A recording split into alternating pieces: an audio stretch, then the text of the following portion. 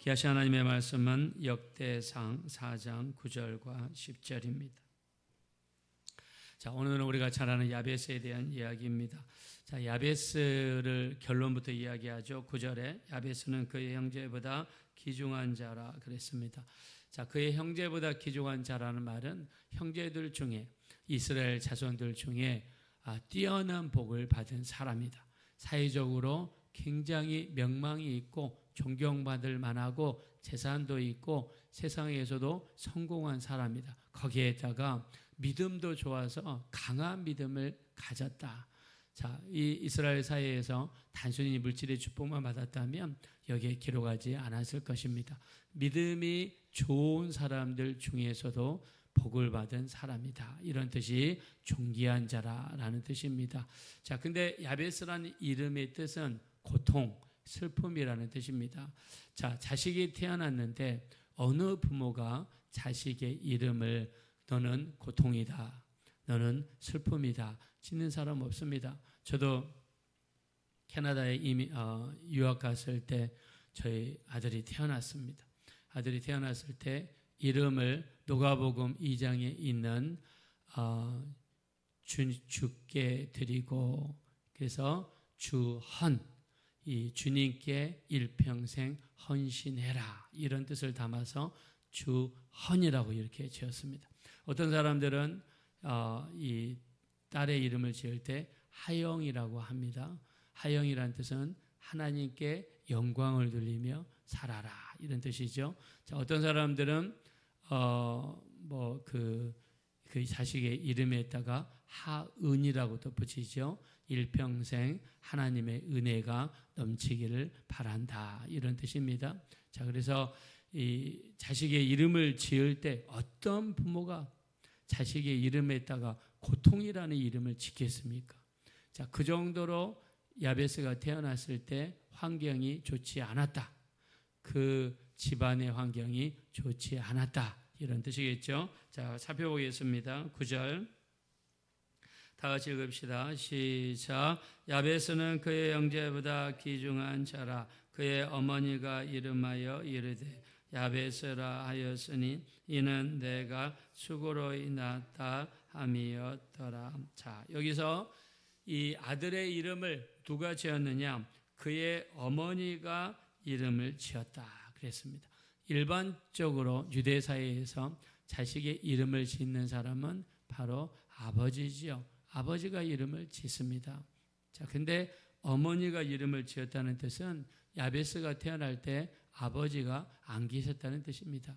사생자일 수도 있고 아니면은 아버지가 일찍 돌아갈 수도 있고, 자, 그 이유는 알 수 없지만 중동 지방을 기준으로 해서 아버지가 없다는 것은 아버지의 직업이 없다는 것이고, 당시는 여자들의 직업이 많지 않아서 아버지가 없다는 것은 가정에 물질적인 큰 어려움이 있었다라는 그런 뜻입니다. 즉 아버지가 없어서 어렸을 때부터 경제적으로 굉장히 고통 중에 살았다는 거예요. 그리고 저도 어렸을 때 봐서 알지만 아버지가 없다. 그러면 이들이 지나갈 때 손가락질합니다. 뭐로 자식이니? 아니면은 뭐 어떠니? 아비도 없는 사람이니? 막 이러면서 끊임없이 주변 사람들이 비웃고 조롱하죠. 자, 우리나라만 그랬을까요? 이 중동 지방도 마찬가지입니다. 아버지가 없으니까 어려서부터 주변 사람들의 따돌림, 아주 차가운 시선, 때로는 거친 말, 자, 이런 것 때문에 야베스와 그의 어머니는 굉장히 상처를 받았을 것입니다. 자, 근데 여기 어머니가 뭐라고 했느냐? 이는 내가 수고로이 낳았다 함이었더라. 자, 자식을 출산할 때 아프지 않는 어머니가 어디 있겠습니까? 다 아프죠. 자, 근데 수고로이 낳았다, 이 말은 자식에게 뭔가 문제가 있다는 뜻이에요. 즉 아들이 태어났는데 장애인으로 태어났다는 겁니다. 자, 아버지도 없어요. 아버지가 없으니까 경제적으로 어려워요. 그러니까 주변에서 비웃고 조롱하고 거친 언사와 그리고 주변 사람들의 비웃음이 있을 수 있습니다. 자, 근데 설상가상으로 아들이 태어났는데 뭔가 이렇게 육신의 장애를 가지고 태어났습니다. 지금은 우리나라도요, 장애인들이 엄청난 그래도 옛날에 비해서 많은 혜택을 받습니다. 그래서 이 주변의 분들을 보면 그 장애인 판정을 오히려 받으려고 서류를 꼼꼼하게, 그다음에 이 자료를 아주 촘촘하게 준비해서 이 구청이나 주민센터에 냅니다. 보니까 장애인들도 등급에 따라서 정부의 혜택이 달라지더라고요. 그래서 그걸 받으려고 그렇게 하시는 분들을 보았습니다. 자, 근데 여기 이때 당시에는 장애인으로 산다는 것은 고통입니다. 사회보장제도가 어디 있으며 복지제도가 어디 있습니까? 이 장애인으로 산다는 것은 그야말로 힘든 겁니다. 자, 야베스를 보겠습니다. 태어날 때 아버지가 없어요. 주변 사람들의 많은 조롱과 어려움 속에 살아갑니다. 아버지가 없으니까 경제적으로 어렵습니다. 거기에다가 자기 몸에는 이런 장애를 가지고 태어났습니다. 자, 이런 극한 환경 속에 태어난 야베스는 누구에게만 소망을 두었을까요? 하나님에게만 소망을 두었습니다. 자, 우리가 잘 달리는 말에게 채찍질을 하죠. 말한테 더 빨리 달려라, 딱. 더 빨리 달려라, 딱 때리죠. 자, 어렵고 힘든 상황은 우리를 어떻게 하느냐? 더 하나님께로 가까이 가게 만들어요. 더 하나님을 가까이 가게 만들어요. 하나님을 의지하고 더 기도하게 만들고 하나님께 소망을 두는 겁니다. 너희 중에 고통당하는 자가 있느냐? 저는 기도할 것이요. 너희 중에 즐거워하는 자가 있느냐? 저는 찬송할지니라. 할렐루야. 고통이 있습니까? 그러니 그 고통은 우리를 더 하나님께로 몰아넣는 거예요. 더 기도하게 만들고 하나님을 의지하게 만들고 예배하게 만들고 말씀 붙잡게 만듭니다. 우리나라요, 옛날에 못 살 때 다 저 지방에 계신 분들이 서울로 올라왔어요. 왜요? 서울에는 일자리가 있고 서울에는 떨어지는 콩고물이 있고 서울에는 뭔가 할 수 있는 것들이 있으니까 우리 어르신들이 다 서울로 올라와서 열심히 일해가지고 다들 성공하시고 기반도 장만하시고 자식들 교육을 그렇게 시켰습니다. 그래서 처음에 올랐을 때 조영기 목사님 설교 들어보면요, 이 지방에서 오시는 분들이 살 데가 없어요. 그러니까 저 봉천동 산꼭대기, 저 청계천에 있는 그 시내가, 아니면은 서울역 근처에서 노숙하고, 그래서 사람들이 너무 많이 올라오니까 이 순복음교회 이 조영길 목사님이 교회를 그냥 오픈을 했어요. 열었어요. 여러분이 앉아 계신 의자가 장의자잖아요. 길잖아요. 한 사람이 넉넉하게 잘 수 있는 침대란 말입니다. 사람들이 다 올라와 가지고 침대 하나씩을 잡고 저녁에 잠을 자는데 빨래를 제대로 합니까? 땀을 제대로 닦습니까? 샤워를 제대로 할 수 있나요? 사람들이 돈이 없으니까는 교회 화장실에서 대충 씻는데 그냥 사람들이 모였다 그러면 땀내가 진동하고, 또 화장실이 부족하다 보니까 급할 때는 사람들이 교회 안에 구석에 가서 거기다가 이 대소변을 한단 말이에요. 그러니까 냄새와 찌린내가 장난이 아니란 말이에요. 이런 시대를 살았습니다. 그래서 이분들이 경제적으로 힘들었지만 근데 마음만은 불같아요. 새벽마다 가서 하나님 앞에 부르짖습니다. 하나님 도와주세요. 하나님 도와주세요. 하나님 앞에 그냥 기도하다 보면 신세한탄이 돼가지고 그냥 눈물 콧물 나오고, 자식들 어떻게 하는가? 우리가 뭘 먹고 사냐? 이 서울에 비싼 집값이 있는 서울에서 언제 집을 사서 사냐? 그것들이 한스러우니까 눈물 콧물 흘리며 기도했단 말입니다. 우리에게 있는 고통과 힘든 일은요, 때로는 우리를 하나님께 더 가게 만들고 더 기도하게 만들고 예배하게 만들고 이렇게 했단 말이에요. 자, 야베스도 마찬가지입니다. 태어나 보니까는 기가 막힐 노릇이에요. 그래서 야베스가 한 행동이 무엇이냐? 자, 우리 한번 10절 보겠습니다. 10절. 자, 한번 다 읽어보겠습니다. 시작. 야베스가 이스라엘 하나님께 아뢰어 이르되 주께서 내게 복을 주시려거든 나의 지역을 넓히시고 주의 손으로 나를 도우사 나로 환난을 벗어나 내게 근심이 없게 하옵소서 하였더니 하나님이 그가 구하는 것을 허락하셨더라. 아멘. 축복하겠습니다. 힘들고 고통 중에 있을 때 여러분이 드리는 모든 기도를 하나님은 응답해 주시기를 예수 이름으로 축원합니다.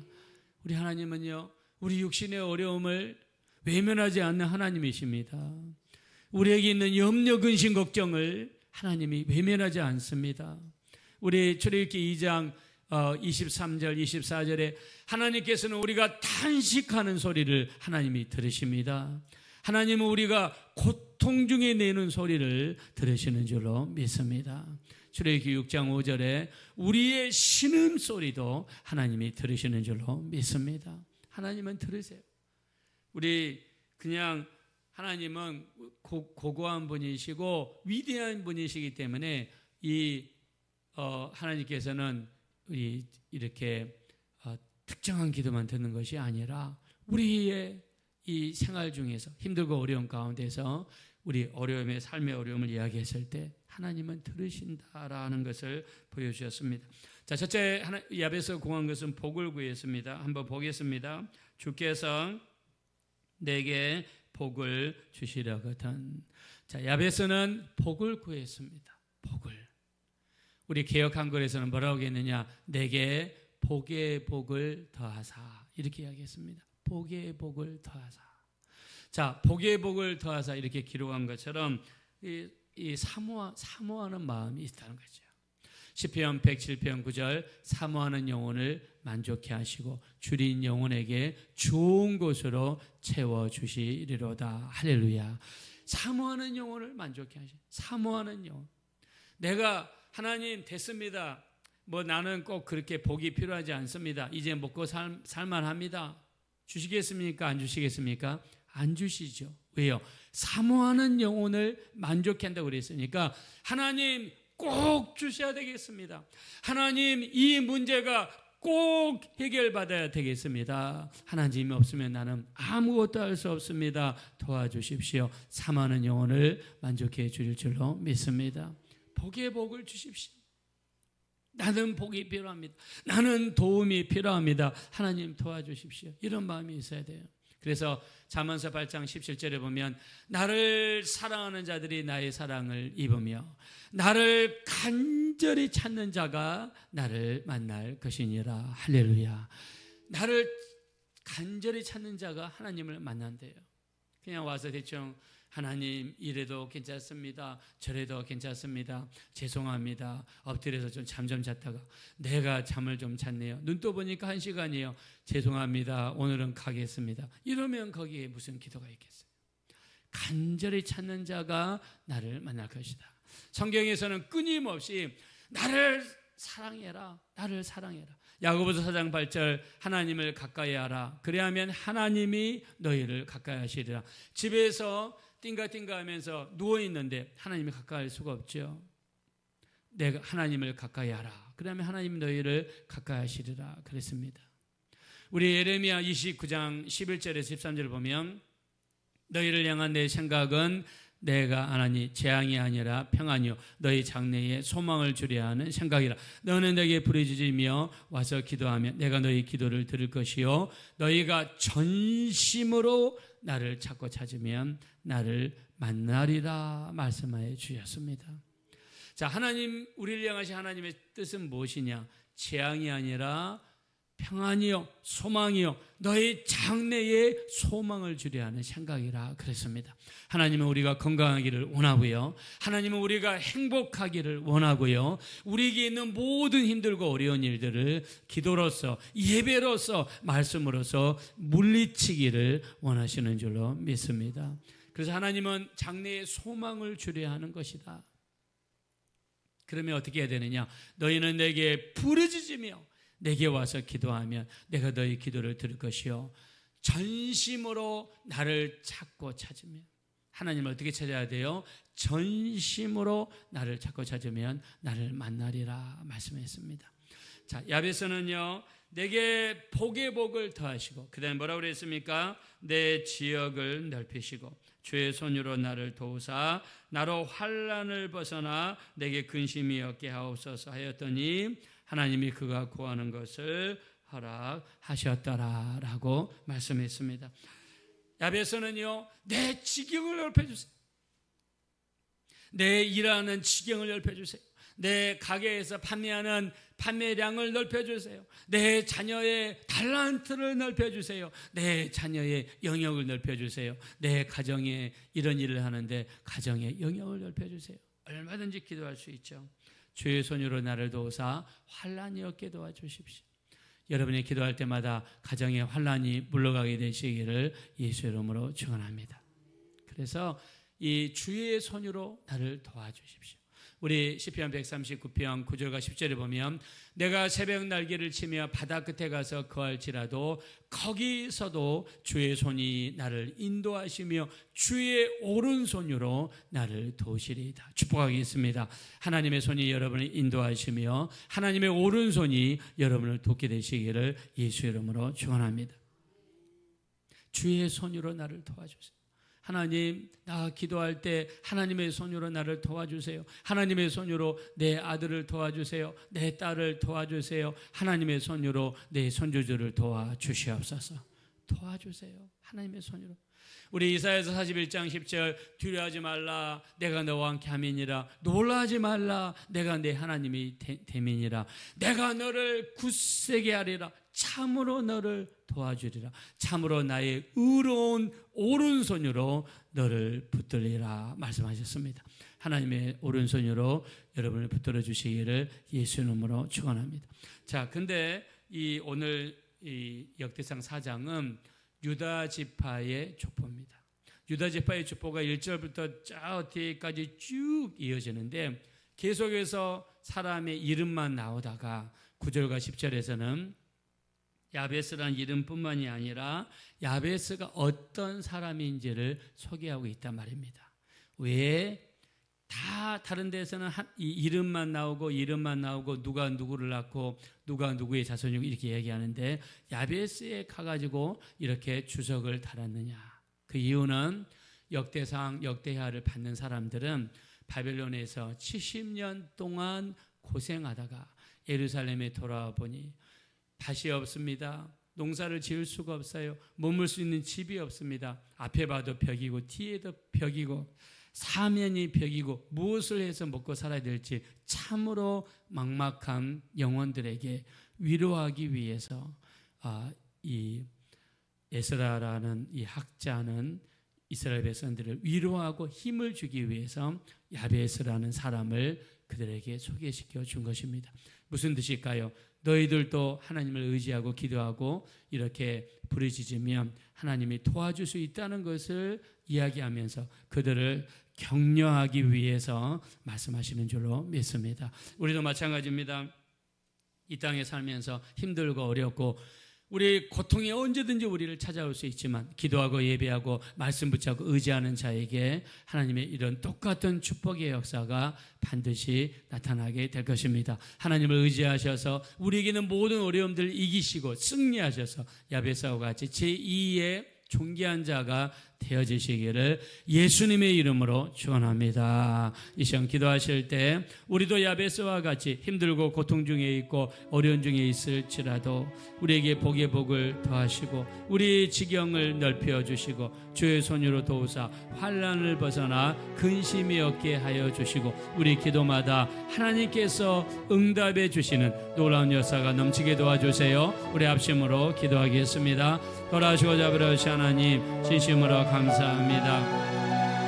우리 하나님 불쌍히 여겨주세요. 긍휼히 여겨주세요. 우리를 불쌍히 여겨주세요. 야베스는 고통 중에 태어났습니다. 그 이름 자체가 고통이요 슬픔이었습니다. 어머니가 이름했습니다. 아버지가 계시지 않습니다. 경제적인 어려움과 사람들의 따가운 냉대, 비웃음을 받을 수도 있었습니다. 거기에 몸에 장애가 있는 사람입니다. 이렇게 힘들고 어려운 중에 태어났지만 하나님께 기도했습니다. 사면으로 벽이지만 하늘은 뚫려 있었습니다. 사방으로 우겨쌈을 당하여도 쌓이지 아니하며 답답한 일을 당하여도 낙심하지 아니하고 핍박을 당하여도 버림받지 아니하고 거꾸로 뜨림을 당하여도 망하지 않는 것을 야베스를 통해서 보여주셨습니다. 나를 사랑하는 자들이 나의 사랑을 입으며 나를 간절히 찾는 자가 나를 만나리라 말씀했습니다. 존귀하신 하나님, 우리를 불쌍히 여겨주십시오. 우리에게 복의 복을 더하여 주십시오. 우리의 지경을 넓혀 주십시오. 주의 손으로 도우셔서 환난을 벗어나 근심이 없게 하옵소서. 이 놀라운 축복이 우리 모든 성도님들 가정에 이루어지게 도와주십시오. 하나님, 전능하신 손으로 우리 교회를 도우십시오. 많은 영혼들이 와서 은혜 받고 거듭나고 변화되게 하시고 하나님의 돕는 손길의 역사가 우리 교회에 차고 넘칠 수 있도록 인도해 주십시오.